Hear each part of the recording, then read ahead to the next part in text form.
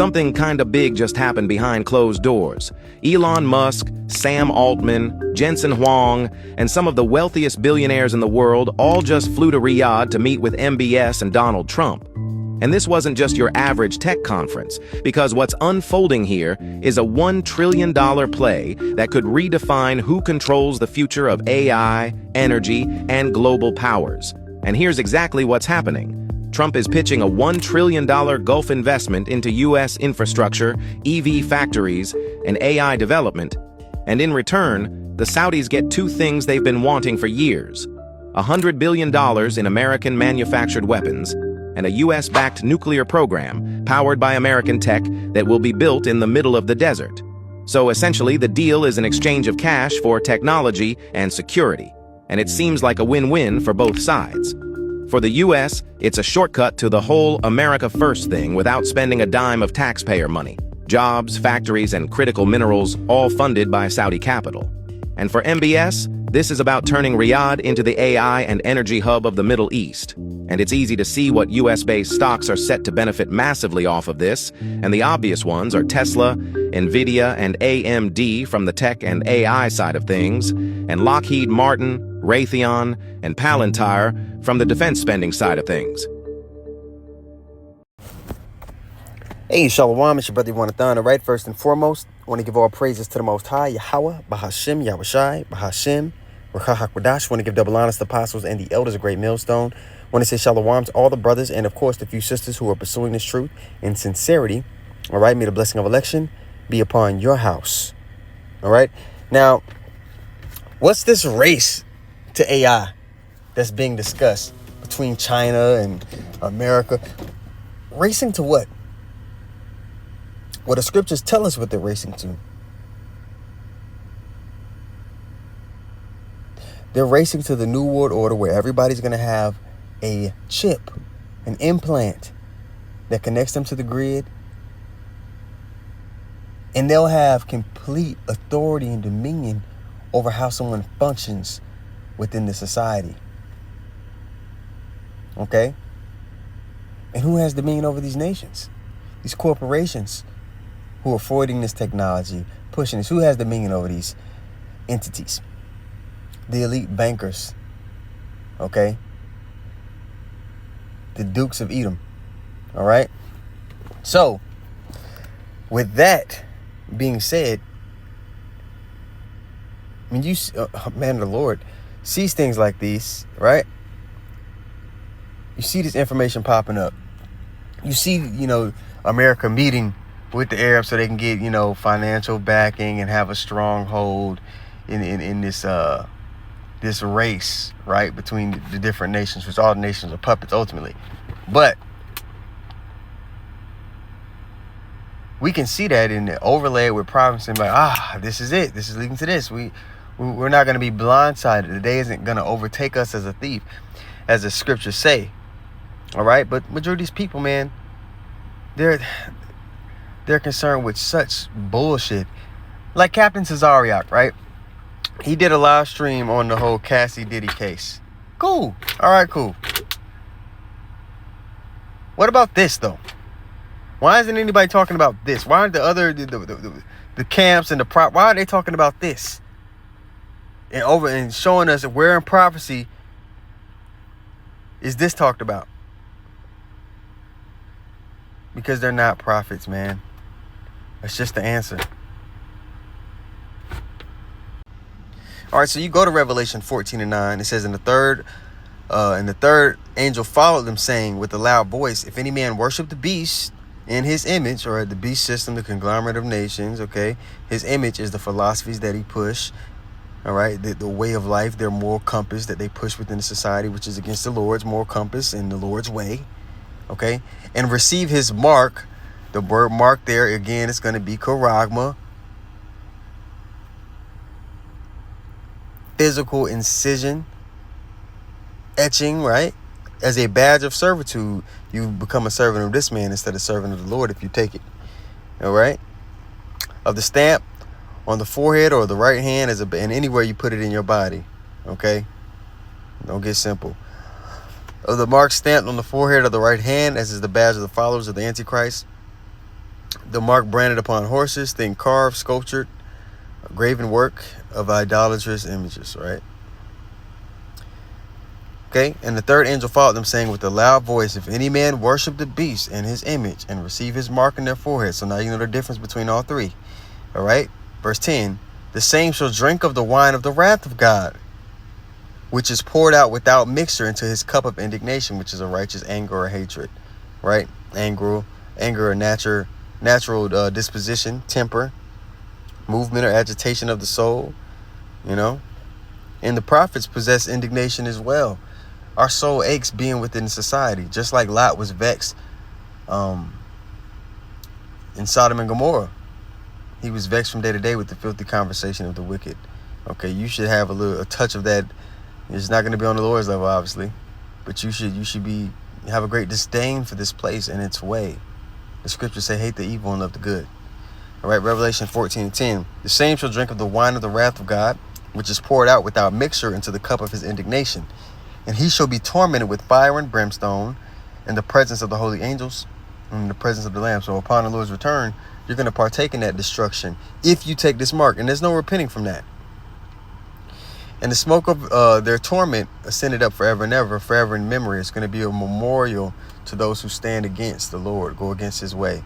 Just like Sodom and Gomorrah is forever in memory of the people. But America, the Babylon the Great, is literally going to be a constant, memorial in the kingdom of heaven. Nobody's going to dwell in this place. It's going to be left to be what it is so people can see, hey, whoa, that's what happens. And the smoke of their torment ascended up forever and ever. And they have no rest day nor night, who worship the beast and his image, and whosoever receiveth his mark, receiveth the mark of his name. All right? So there's no repenting from this, and you're going to reap destruction if you take this. So this is your salvation is voided, which is what we're striving for, is it not? So if this is something that could jeopardize someone's salvation, why aren't the other, heads of camps and these men that are so-called prophets, right? Why aren't they going into the prophecy surrounding these things that are taking place? Why aren't they blowing the trumpet in Zion in this regard? Strange. Things that make you go,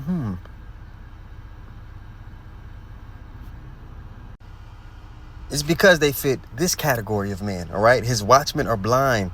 They are all ignorant. They are all dumb dogs, all right? You have a dog in your house. What is he supposed to do? It's the Lord's natural alarm system. He's supposed to warn you when there's an intruder, when someone's plotting on you, when somebody has crossed your boundary to your house, right? An invader. They're supposed to warn you, but these people aren't warning you on the invasion that's being plotted on you. Even though, if you're given the outside, it's clear to see. His watchmen are blind. They are all ignorant. All right, let's look at that word. They're dying, okay? To know. They don't know. To perceive. To know by experience, to recognize, admit, acknowledge, confess. And they're going to be forced to admit. But it's going to be too late then. To be made known, okay? This hasn't been revealed unto them. They are all dumb dogs. Look up that word, dumb. Mute, silent. They don't speak on these things.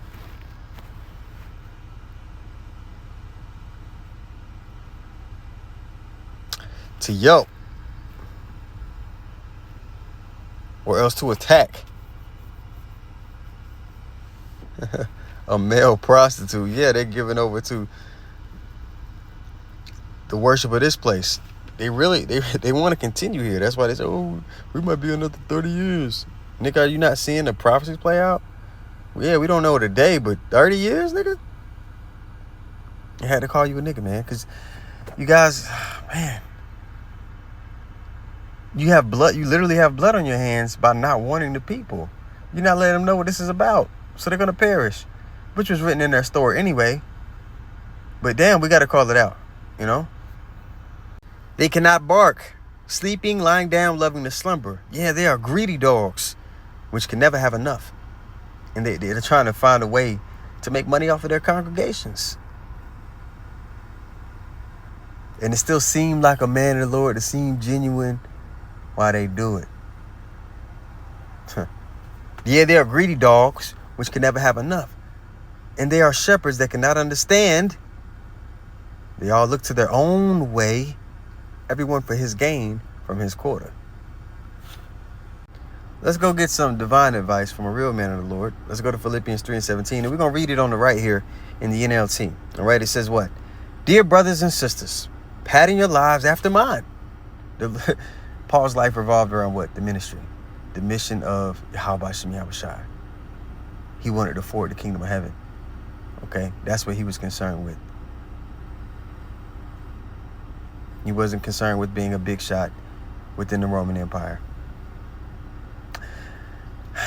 Verse 17, dear brothers and sisters, pattern your lives after mine and learn from those who follow our example.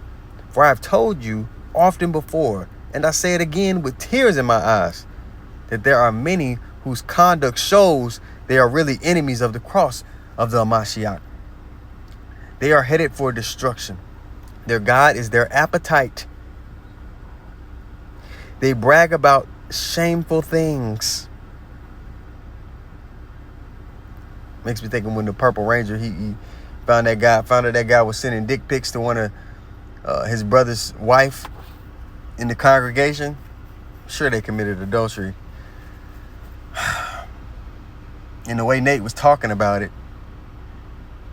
it was repulsive in the spirit.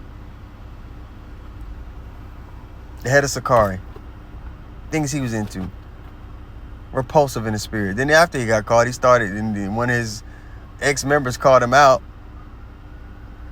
He started bragging about his money. Repulsive in the spirit. Johanna hasn't been on the highways and byways in years. Says you can do it in your woman's butt, which is sodomy.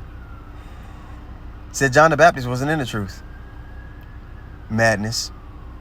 When Yahushua said that there was no greater prophet among men than John the Baptist. So who are we to go with, you or Yahushua? And told you to take the hokey pokey.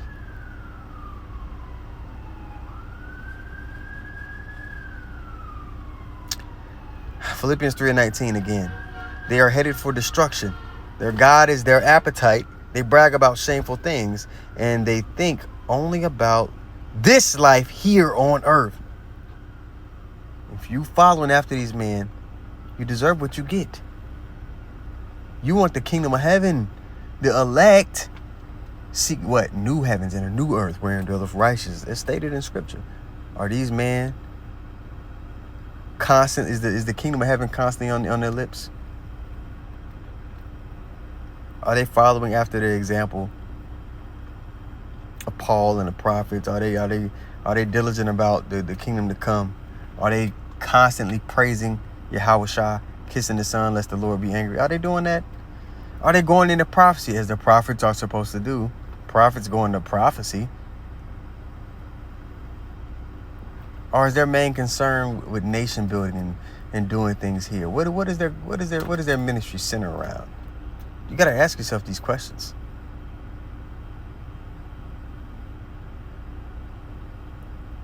We're getting closer and closer to the finish line. And a lot of people with fringes on their shirt don't even know what the hell's going on. But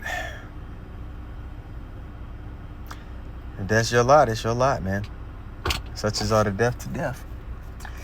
So with that being said, man, I'm going to give all praises once more to Yahweh, Bahashem, Yahushai, Bahashem, Rakah HaKodash. I want to give double honors to apostles and the elders of Great Millstone. Shalom to all the brothers, of course, a few sisters who are pursuing this truth and sincerity. All right, may the blessing of election be upon your house. Shalom.